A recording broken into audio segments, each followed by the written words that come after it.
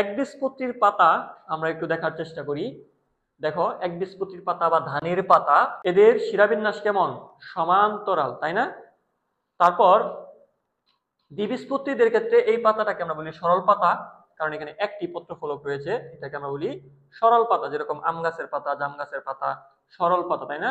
দেখো, উপরের পৃষ্ঠ আর নিচের পৃষ্ঠ, ঊর্ধ্বতক নিম্নতক দুই রকমের। কিন্তু দ্বিবীজপত্রীর ক্ষেত্রে আমরা যৌগিক পাতা দেখি, অর্থাৎ এইখানে অনেকগুলা পিনা একসাথে থাকে, যেরকম নারিকেল গাছের পাতা। আর আমরা ফার্নে যে পড়ি, ফার্নের পাতা কি? টেরিসের পাতা কেমন? যৌগিক পাতা না? অক্ষল যৌগিক। নগ্নবীজের পাতা কেমন? যৌগিক।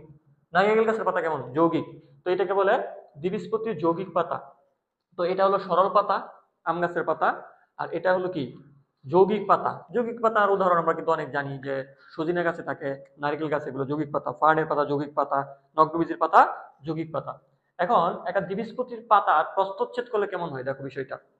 তো এই যে দেখো, দ্বিবীজপত্রীর পাতাকে আমরা প্রস্থচ্ছেদ করতেছি, এই যে পাতা, এই পাতাটাকে এখন আমরা কি করব? প্রস্থচ্ছেদ করব। হ্যাঁ, কি দেখতে পাবো? এই যে দেখো, ঊর্ধ্বতক নিম্নতক, এটাকে আমরা কি বলবো? ঊর্ধ্বতক। এক সারি ঊর্ধ্বতকের কোষ রয়েছে এবং নিচের দিকে আছে কি? নিম্নতক। ঊর্ধ্বতক নিম্নতক। আর এই যে এখানের কোষগুলোকে আমরা বলি পেলিস্যাড প্যারেনকাইমা। আর গোলাকৃতি যে থাকে, ডিম্বাকৃতির, এখানে ফাঁক ফোকর থাকে অনেক বেশি। হ্যাঁ, ডিমকে তুমি যদি কতগুলা ডিম অথবা ফুটবলকে একসাথে রাখো, তাহলে কি অবশ্যই মাঝখানে ফাঁকা থাকবে। তো নিচের দিকে নিম্নতকের দিকে থাকে যে কোষগুলো, সেগুলো গোলাকার, এখানে এখানে ফাঁক থাকে, ফাঁকা স্থান থাকে, আন্তঃকোষীয় ফাঁকা স্থান থাকে, এদেরকে আমরা বলি স্পঞ্জি প্যারেনকাইমা। স্পঞ্জ মানে কি? ফাঁকা। স্পঞ্জ পড়ছো না? পরিখার অপরিবাহীদের স্পঞ্জ বলে কেন? কারণ অসংখ্য ছিদ্র থাকে, পোর থাকে, অস্টিয়া থাকে। নিচের ত্বকের কাছাকাছি যে কোষগুলো রয়েছে দ্বিবীজপত্রীদের ক্ষেত্রে, এদের ক্ষেত্রে আমরা বলতেছি স্পঞ্জি প্যারেনকাইমা। আর উপরের দিকে যে লম্বাকৃতির, হ্যাঁ, খাম্বার মতো যে কোষগুলো রয়েছে, এদেরকে আমরা বলবো কি?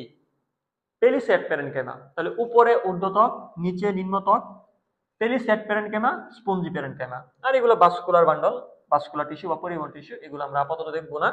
তো এইটাকে আমরা বলি পাতার মেসোফিল টিস্যু বা